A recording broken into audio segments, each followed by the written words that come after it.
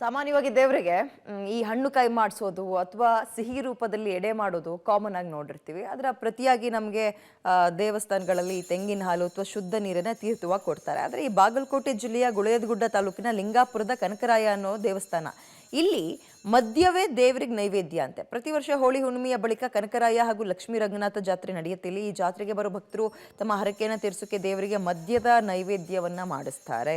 ತೀರ್ಥ ಸೇವನೆ ಮಾಡೋದು ವಿಶೇಷ.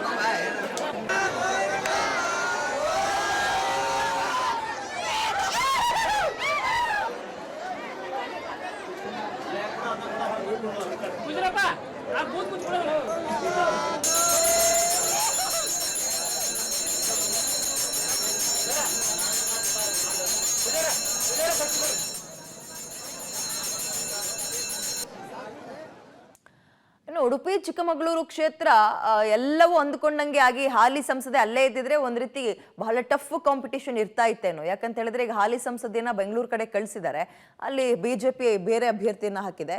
ಹೀಗಿರುವಾಗ ಇಲ್ಲೂ ಕೂಡ ಎಲೆಕ್ಷನ್ ಹವಾ ಬಹಳ ಜೋರಾಗಿ ನಡೀತಾ ಇದೆ. ಫಲಿತಾಂಶ ಅಚ್ಚರಿಯಾಗಿ ಬರ್ಬೋದು. ಒಂದ್ ಸೈಡ್ ಅನ್ನೋಂಗೆ ಇಲ್ಲವೇ ಇಲ್ಲ ಚಿಕ್ಕಮಗಳೂರು ಉಡುಪಿಯಲ್ಲಿ ಈ ಸಲ. ಯಾಕಂದ್ರೆ ಬಿಜೆಪಿಗರು ಮೋದಿ ಮೋದಿ ಅಂತ ಮೋದಿ ಹೆಸರಲ್ಲಿ ಮತ ಕೇಳ್ತಾ ಇದ್ದಾರೆ. ಕಾಂಗ್ರೆಸ್ಸಿಗರು ನಮ್ಮ ಸ್ಟೇಟಲ್ಲಿ ಕೊಟ್ಟಿರೋ ಪಂಚ ಗ್ಯಾರಂಟಿಗಳ ಹೆಸರಿಟ್ಕೊಂಡು ಕ್ಯಾನ್ವಸ್ ಮಾಡ್ತಾ ಇದ್ದಾರೆ.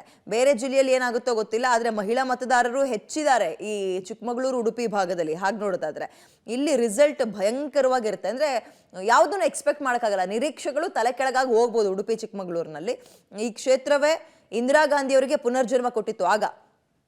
ಈಗ ಈ ಕ್ಷೇತ್ರದಲ್ಲಿ 15 ಲಕ್ಷಕ್ಕೂ ಅಧಿಕ ಮತದಾರರಿದ್ದು ಇದರಲ್ಲಿ 7,59,000 ಪುರುಷ ಮತದಾರರಿದ್ರೆ 8,61,000 ಮಹಿಳಾ ಮತದಾರರು ಇರೋ ಈ ಕ್ಷೇತ್ರದಲ್ಲಿ ಯಾರು ಗೆಲುವು ಸಾಧಿಸ್ತಾರೆ ಅನ್ನೋದನ್ನ ಕಾದು ನೋಡಬೇಕು. ಶ್ರೀನಿವಾಸ್ ಪೂಜಾರಿ ಬಿಜೆಪಿ ಅಥವಾ ಮೈತ್ರಿ ಕಡೆಯಿಂದ ಕ್ಯಾಂಡಿಡೇಟ್, ಮಗದೊಂದು ಕಡೆ ಕಾಂಗ್ರೆಸ್ನಲ್ಲೇ ಇದ್ದು ವಾಪಸ್ ಬಿಜೆಪಿಗೆ ಹೋಗಿ ಬಿಜೆಪಿಯಿಂದ ಮತ್ತೆ ಕಾಂಗ್ರೆಸ್ಗೆ ಬಂದಿರುವಂತಹ ನಾಯಕರಿಗೆ ಕಾಂಗ್ರೆಸ್ ಮಣೆ ಹಾಕಿದೆ.